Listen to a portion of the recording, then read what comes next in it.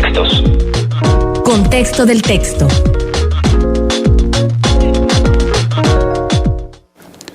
Son las 8 de la mañana con 46 minutos, maestro Antonio Álvarez Mesta. Muy buenos días. Muy buen día, siempre es un placer estar con ustedes. La semana pasada, el tema que abordé, para mi sorpresa, causó reacciones. Debo decir que fue una gran sorpresa y también fue una sorpresa grata. Yo esperaba que alguien se enojara y no, más bien me animan a que siga hablando, según ellos, del nazismo y de Hitler. Ciertamente una figura como la de Adolf Hitler sigue provocando reacciones. Hay una tendencia revisionista muy fuerte que quiere exaltar los aspectos positivos, si los hubiera, de Adolfo Hitler, y peor aún, negar el Holocausto. Hay negacionistas del Holocausto. Esta palabra que etimológicamente significa totalmente quemado, holo es todo, la misma raíz aparece en católico, en holograma, holístico, y causto significa quemado. Ya sabemos que en la práctica y en el siglo XX se aplicó a las medidas que buscaban el exterminio de la comunidad judía. 6 millones de judíos murieron. 1 millón de gitanos aparte, casi 1 millón de homosexuales, varios disidentes políticos. La Segunda Guerra Mundial provocó 55 millones de muertes. Uh-huh. Y en los campos de concentración, que deben ser llamados, algunos de ellos nada más eran de concentración, pero muchos de ellos se convirtieron en campos de exterminio, murieron 14 millones de personas. Entonces, 14 millones es mucha gente. Y yo hablaba la semana pasada de personalidades que en determinado momento tuvieron una cercanía excesiva al nazismo. Y de ahí me pasé a otras expresiones totalitaristas. Me han preguntado que si Nietzsche es el filósofo de los nazis.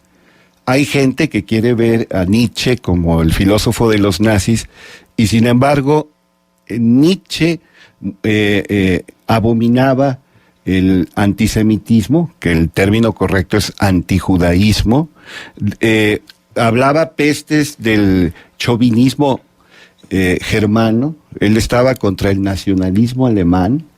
Por ende, la filosofía nietzscheana, aunque tiene algunos puntos que pueden ser de simpatía, ser vistos con simpatía por los seguidores del nazismo o los simpatizantes del nazismo, tiene discrepancias abismales, divergencias de veras enormes que no hay que olvidar.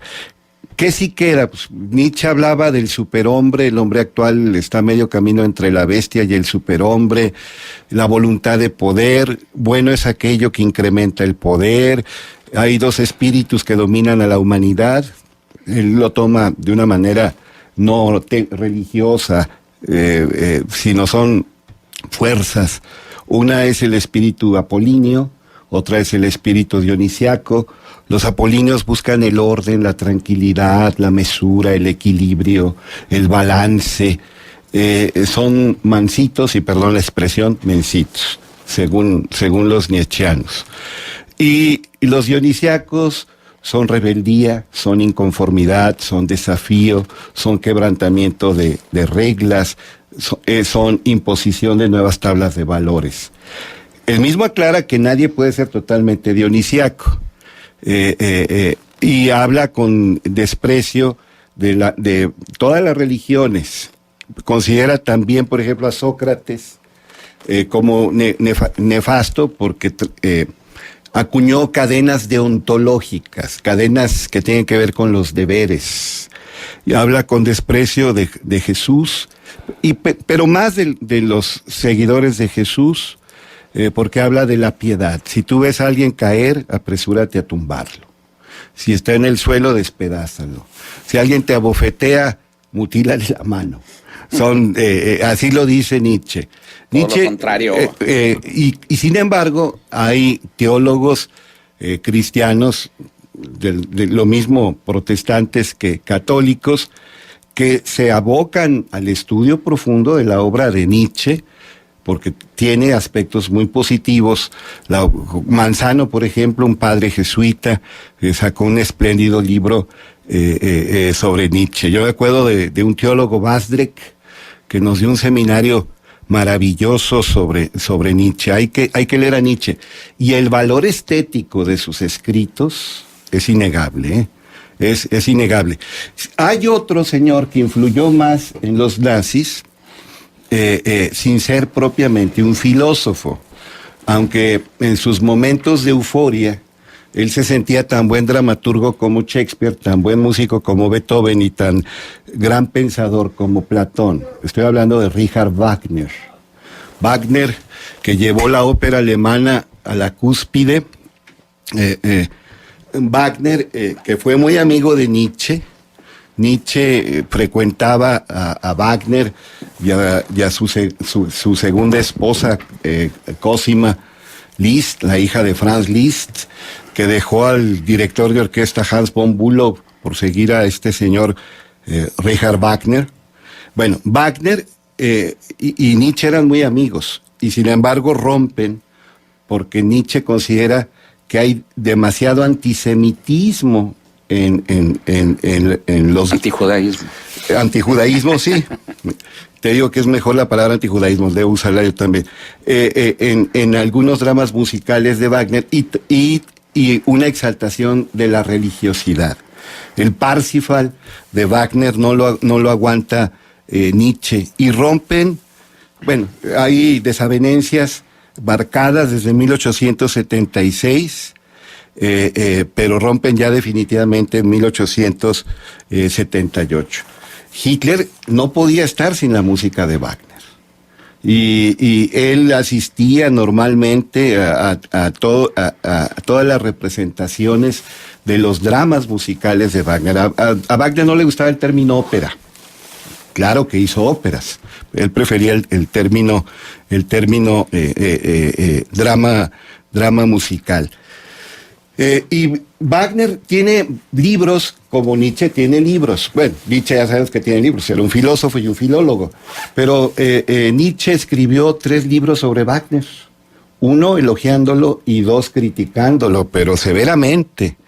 El caso Wagner es el más voluminoso, habla con fuerza, dice que es una música engañadora. Es una música que carece de ritmo para la danza. La compara desfavorablemente con, por ejemplo, el Carmen de Bizet, que es una música que te mueve forzosamente. Y por su parte, Wagner tiene libros, uno de ellos se llama Mi vida, que habla de los primeros 54 años de su existencia. Llegó a ser septuagenario. Habla de que sintió el interés por la cultura después de leer una biografía de Mozart, que se enamoró de la música de Beethoven. Ahí habla cuando conoce a Berlioz, al que admira profundamente. Tiene un desencuentro con un judío llamado Mendelssohn, que es un maravilloso compositor, pero insisto, yo sé que es muy osado lo que asevero. Mendelssohn, aparte del valor intrínseco de su obra, a Mendelssohn le cabe haber redescubierto, o más bien puesto en circulación, partituras de la música de Bach y haberlas promovido todo lo que pudo. Gran parte de la obra de Johann Sebastian Bach estaba oculta o había sido olvidada, y Mendelssohn se consagra a la difusión de la música de Bach. Pero las mismas composiciones de Mendelssohn tienen un gran valor, y sin embargo Mendelssohn y Wagner nunca se llevaron bien. Un espíritu afín a Mendelssohn fue Liszt, el gran pianista, que también fue un gran compositor, que por cierto, un libro que mucho recomiendo, lo escribió Liszt sobre Chopin. Federico Chopin es retratado primorosamente por Franz Liszt. Podría haber una rivalidad, porque Chopin fue un maravilloso pianista y Liszt fue un extraordinario pianista, y sin embargo Liszt apoyó todo lo que pudo a Chopin, y Chopin siempre tuvo gratitud y una actitud muy positiva hacia Liszt. Pero como que, discúlpame que te interrumpa, porque esto me lleva a...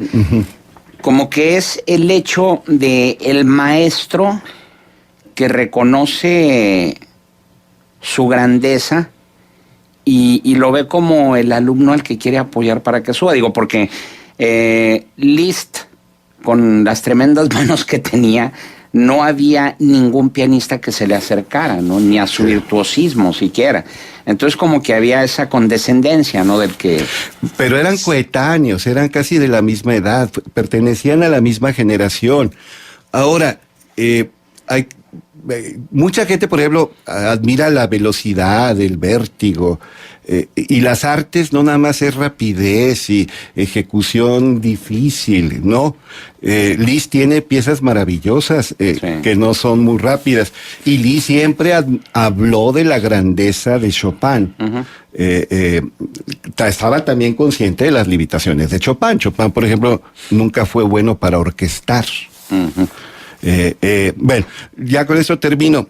Si tú lees Mi vida, escrita por Wagner, ahí ves que Wagner de repente se clavaba en lecturas muy interesantes. Por ejemplo, Bakunin, el teórico del anarquismo, leyó a mucho y admiró a Ludwig Feuerbach, el de la esencia del cristianismo, el que aportó el materialismo que Marx tomó. Acuérdate que Marx siempre dijo que era una síntesis, su filosofía, de la dialéctica de Hegel y del materialismo de Feuerbach.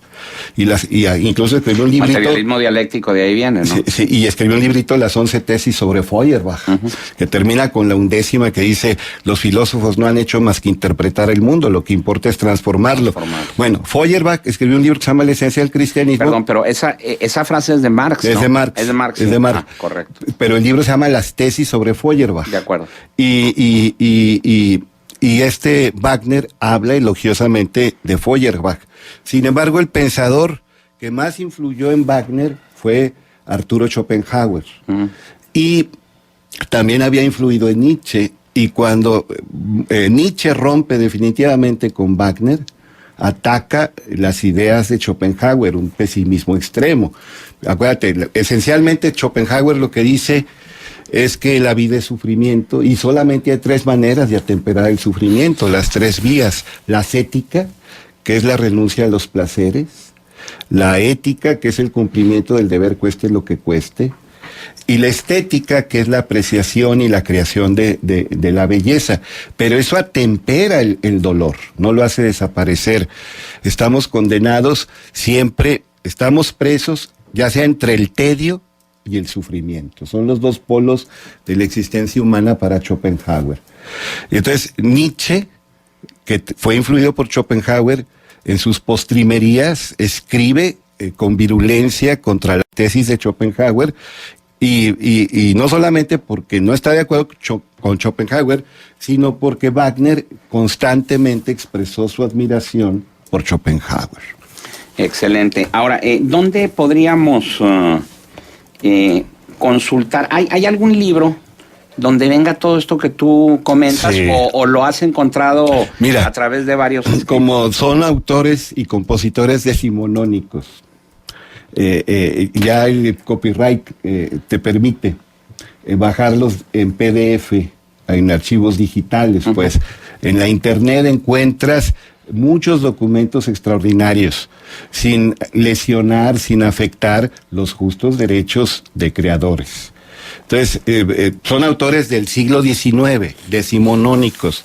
Entonces, en su tableta electrónica, en su smartphone, perdón por el anglicismo, en su libro, en su lector electrónico de libros, que es lo que más recomiendo yo, baje, por ejemplo, el libro de Liszt sobre Chopin, o Mi vida de Wagner, o Contra Wagner de Nietzsche, o El caso Wagner del mismo Nietzsche. El libro filosófico que, independientemente de Wagner, es el primero que ataca a Wagner, es Demasiado humano, de Nietzsche. Entonces, es muy interesante por el valor estético, pero también por el trasfondo histórico. Es una delicia cultural. Bien, ¿algún punto de contacto? Con todo gusto, antonioalvarezmesta@hotmail.com. Correcto. Vamos, son las 9 de la mañana con 1 minuto. Bueno, voy a transmitir este comentario con todo respeto, ¿sí? Porque así lo dice nuestra radio escucha, María del Carmen Rodríguez, dice, con todo respeto, Dios no tramita copyright por su magna obra diaria. Todos somos todo y somos uno. Es egoísta y narcisista atribuirse obras que nos da la naturaleza. Él no creó los pájaros que toma, los fotografió. Admiro al doctor Pérez Gasga, pero creo que debe hacer a un lado su narcisismo, dice María del Carmen Rodríguez. Me encanta cuando alguien dice con todo respeto y luego te muestra exactamente lo contrario, ¿verdad? Exactamente lo contrario. Su Dios habrá creado el pájaro, pero no lo fotografió, con todo respeto. Sí, también, fíjate que esto que acabas de decir lo comentó otro fotógrafo también, no muy famoso, pero sí muy bueno, de Chetumal, Quintana Roo. Él fotografía unos atardeceres del Caribe preciosos. Entonces, esa frase exactamente, porque le dijo a alguien, dijo, es que tú nada más vienes y tomas la foto, pero Dios creó ese atardecer. Y dijo lo mismo, sí, lo creó, pero no lo fotografió. Y sobre todo no encontró el ángulo que yo lo encontré. Fotografiarlo requiere conocimiento, técnica y equipo. Claro, porque es lo que decía él. Dice, nosotros podemos ver miles de fotos de amaneceres, o de atardeceres, o de naturaleza, lo que tú quieras, ¿sí? Pero una foto que te llegue al corazón y te llegue al espíritu es porque tiene todo el trabajo de un creador, de un creativo. Claro. Buscar el ángulo, buscar la luz exacta, buscar la velocidad exacta de la cámara, todo eso. Claro. Y eso es un trabajo, y es un trabajo muy arduo, claro. ¿Sí? No es nada más sacar tu Instamatic y tomarle la foto y se acabó, ¿verdad? Bueno, claro. Gracias, Francisco. Y gracias, Toño. A doña Carmen.